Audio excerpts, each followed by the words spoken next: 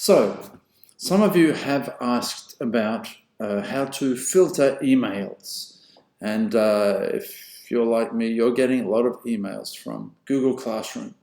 And if you're subscribed to, or if you're listed as a student in many different classes, as I am, you're going to be receiving a lot of emails. So, mine come through into my updates, or did come through into my updates tab. Maybe yours are coming through in your primary, but it doesn't matter where they're coming. You can create a filter that's going to send them to their own folder over here and take them out of your inbox. So if I scroll down to Classroom, you can see 2,332. You can see that this is just email after email after email coming from Google Classroom. So the example that I will give is on the New York Times emails that I have coming through. So again, I subscribe to that through the link that Cindy gave about how teachers can subscribe to the New York Times. Interesting. So here's how we do it.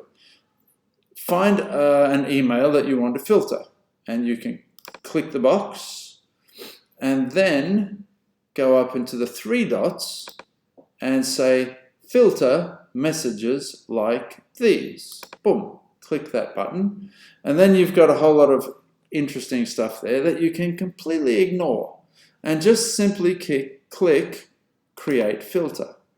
Now, then we get to the meat of creating this filter. So if it's the New York Times, I want it to skip the inbox, and I want to apply the label, and I don't think I have a label for this, so I'll make it and call it New York Times.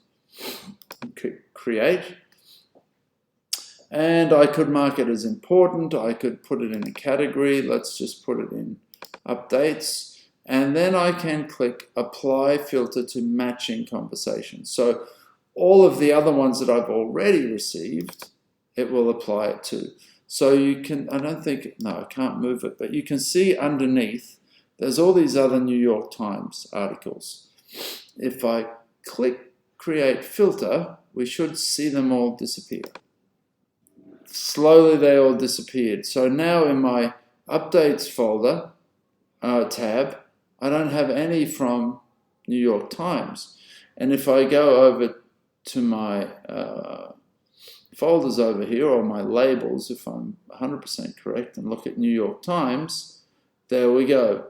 Oh, I had a New York Times filter anyway. So now they're all in there for me to see. If I want to read the New York Times, I just go to there, and they're all automatically. Now, another little tip, I want to look at that fairly often, so if I edit the label and put a plus at the top, that will put it to the top of the list. So now, if I go up to here, you can see it's right up near the top of the list, New York Times, and I can get that going. So I've got filters, lots and lots and lots of different filters. Notice the parents all come through into one folder or with a label. All the weekly updates automatically go into a folder based on a filter.